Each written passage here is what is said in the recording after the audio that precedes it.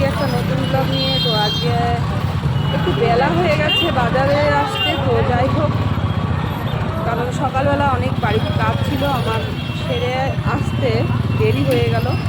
তো এখন আমি বাজারটা করবো, কারণ বাজার নেই ঘরে। তো যাই হোক, এই রেলগেটে এখানে চলে এসেছি দেখো।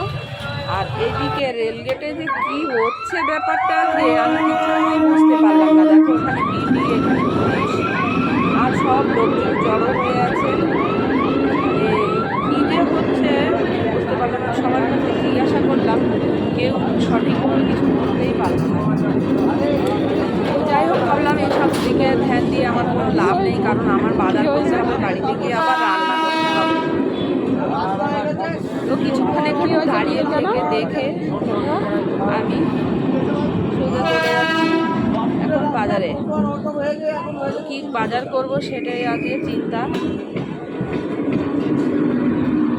যাই হোক, এখানে একটু সময় আমার আবার বেশি লেগে গেল। এমনিতেই বেলা হয়ে গেছে অনেক, আবার এদিকে মানে দাঁড়িয়ে থেকে থেকে বেলাটা অনেক বেড়ে গেল।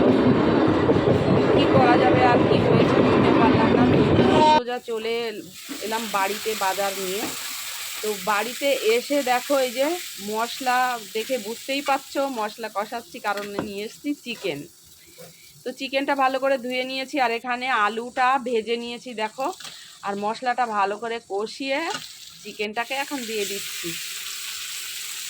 তো ভাবলাম আজকে একটু বেশ মজা করে চিকেনটাকে রান্না করি, যাতে খেতে খুব ভালো হয়। মানে একটু আঙুলটা চেটে পুটে খেতে হবে, সেরকম আর কি একটা ব্যাপার। তো যাই হোক, এদিকে আমার দেখো চিকেনটা ভালো করে কষে নিচ্ছি, কারণ চিকেনটা যত ভালো কষা হবে তোমার রান্নাটাও তত ভালো হবে, তাই না বলো? তো সেই রকমভাবেই রান্না করতে হচ্ছে,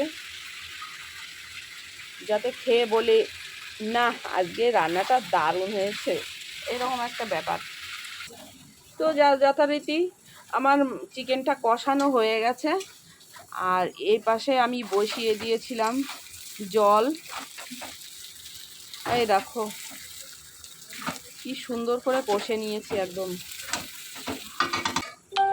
তো এদিকে জলটা গরম বসিয়েছিলাম, এখন আমি জলটা দিয়ে দিচ্ছি।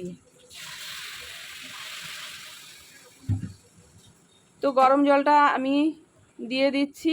আর এদিকে দেখো, এখন ভালো করে টকবক টকবক করে ফোটার জন্য আমি দিয়ে রেখেছি পুরো ফুল স্টিমে। তো দেখো আমার চিকেনটা প্রায় হয়ে এসছে, আর এখন আমি নামিয়ে নিয়ে এসছি। আর দেখো চিকেনটা কেমন হয়েছে তোমরা একটু কমেন্ট করে বলো, ঠিক আছে? তো যাই হোক, এদিকে চিকেনটাকে নামিয়ে বাদ বাকি কাজগুলো সেরে নেবো, কারণ অনেকগুলো এঁটো বাসন হয়েছে, সেইগুলো ধুতে হবে। তো নিয়ে চলে এলাম আমাদের টেবিলে খাবার। ওই যে ছোটো মেয়ে বসে গেছে, আর আমার আর বড় মেয়ের এই যে উচ্ছে ভাজা, আলু ভাজা, এখানে 1 প্লেট আম কেটে নিয়েছি, আর চিকেন, আর এখানে হচ্ছে স্যালাড, লেবু আর হচ্ছে শসা। তো আমের সিজন, তো আম তো মাস্ট থাকতেই হবে, আম না হলে খাবার পরে একদমই চলে না। তো যাই হোক, খেতে বসে গেলাম।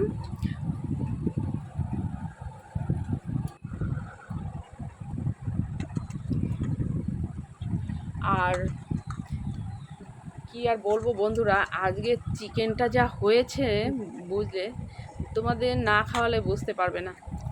মানে দুর্দান্ত হয়েছে আজকে চিকেনটা, এত ভালো হয়েছে সত্যি আঙুল চেটে পুটে খেতে ইচ্ছে করছে। তো যাই হোক, আজকে এই অবধি ব্লগটা কেমন লাগলো জানিও। সবাই ভালো থেকো, সুস্থ থেকো, টাটা।